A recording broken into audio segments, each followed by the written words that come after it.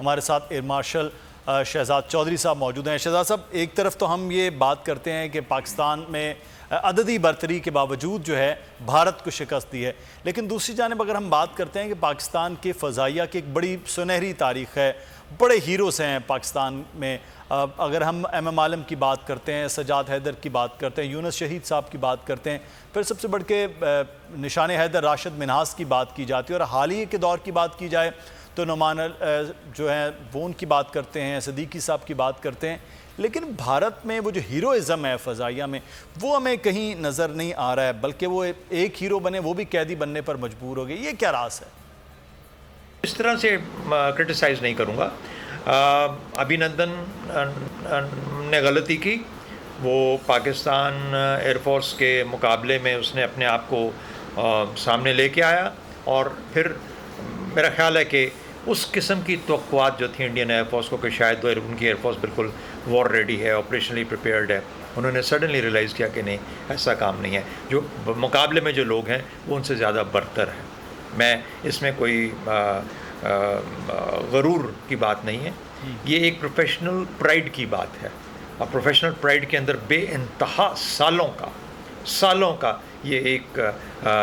شامل ہوتا ہے خون پسینہ، اس کے بعد آپ یہاں پہنچتے ہیں۔ ہماری ٹریننگ ریئلسٹک ٹریننگ ہوتی ہے، ہماری ٹریننگ ایسے نہیں ہوتی کہ تو ہم ہر مشن جو ہمارا ہے وہ ایسا ہے جیسے ہم جنگ پہ جا رہے ہیں، پیس کے اندر بھی، امن کے اندر بھی۔ امن میں بھی ہر مرتبہ جب ہم جہاز پہ بیٹھتے ہیں تو بے وجہ نہیں بیٹھتے، اس کا مقصد جنگ کی تیاری ہے۔ یہ حقیقتاً جنگ کی تیاری کے لیے ہم اٹھتے اور جاتے ہیں، فلائنگ کرتے ہیں، روز کا روز، 2 دفعہ جائیں، 4 دفعہ جائیں، 3 دفعہ جائیں، 1 مرتبہ جائیں، ہر مشن جنگ کی تیاری ہے، اور ہم جنگ کی طرح ہی لڑتے ہیں۔ ہم جب دشمن ہم ہی میں سے کوئی دشمن بن جاتا ہے، اور ہم ہی میں سے کوئی پاکستانی تو سارے ہوتے ہیں لیکن یہ پاکستان بن جاتا ہے، ایک دشمن بن جاتا ہے، تو ہم دشمن کو مارنے میں، اور ہمارے ہاں یہ جہازوں میں یہ طریقہ ہے کہ ہم انڈیکیٹ کیا بلکہ اس کا ریکارڈ آ جاتا ہے کہ میں نے اس کو کل کر دیا۔ تو یہ نظام پورے کا پورا اس طریقے سے ہے کہ جو کہ ایلیمنیٹ کرتا ہے دشمن کو، ہوا سے، فضا سے ایلیمنیٹ کرتا ہے۔ تو یہ ٹریننگ کا یہ معیار، یہ طریقہ، یہ سوچ ہی ہماری، معیار کہنا بھی مجھے عجیب لگتا ہے، یہ سوچ کا انداز ایسا ہے کہ ہم اس طریقے سے بنے، اس طریقے سے ہیں، ہم دشمن کو ایلیمنیٹ کر دیتے ہیں۔ تو اس لیے جہاں پر اس قسم کا ذوق و شوق ہو، اس قسم کا اپنے مہارت کا ایک اظہار کرنے کا طریقہ ہو، ایک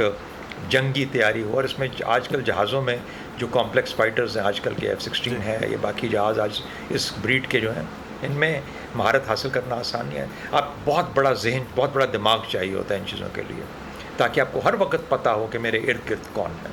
کہاں پہ ہے۔ اگر آپ 8-10 وہ ہیں اور وہ بھی 8-10 ہیں، اور آپ ان کو ریڈارز پہ دیکھ رہے ہیں، ریڈار کی پکچر، ریڈار کنٹرولر کی پکچر، آپ کے دماغ جو بتا رہے ہیں، آپ کو جو آوازیں سن رہے ہیں، یہ سب کی سب ایک مربوط پکچر کے طور میں آپ کے دماغ میں ایک انسٹنٹ، ایک لمحے میں جم جاتی ہیں، اور پھر اس کے بعد آپ جو موومنٹ ہوتی ہے ان کی بھی، فائٹرز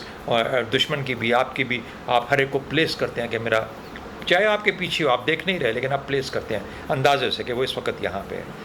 مجھے یہ خطرہ اتنی دیر میں مجھے ہو جائے گا اگر میں نے کچھ نہ کیا، یا میرے پاس صرف اتنی دیر ہے اس کو مارنے کے لیے، ختم کرنے کے لیے۔ تو یہ کانسٹنٹلی ڈائنامک انوائرمنٹ میں آپ آپریٹ کرتے ہیں۔ تو یہ وجہ ہے کہ ہماری ٹریننگ چونکہ ایسی ہوتی ہے، اور اگر کوئی خدا نخواستہ جب ہٹ ہو جاتا ہے، اگر اس کے جہاز کو میزائل لگ جاتا ہے، اس کے جہاز تباہ ہونے کا اندیشہ ہوتا ہے، تو پھر یہ پہلی جو ہوتی ہے کوشش وہ یہ ہوتی ہے کہ پائلٹ کی جان بچے، پائلٹ اپنے آپ کو بچائے، تاکہ وہ ایک اور دن لڑنے کے لیے پھر اپنے آپ کو زندہ رکھنا چاہتا ہے۔ تو یہ اس میں راشد منہاس کا بے شک ایک بہت بڑی قربانی، نشان حیدر تھے ہماری ایئر فورس کے واحد نشان حیدر، لیکن اس کی وجہ بنیادی یہ تھی کہ ان کو ظاہر ہے کہ ان کو یہ خیال تھا کہ ان کو لے جایا جا رہا ہے، وہ انڈیا لے کے بھاگ رہا ہے، وہ ظاہر ہے انڈیا نہیں جانا چاہتے تھے، ان کو پتہ نہیں تھا وہ کہ یہ کیا کریں گے میرے ساتھ، اور پھر ظاہر ہے کشمکش جو تھی اس کے اندر، تو پھر ان کا جہاز زمین سے ٹکرایا۔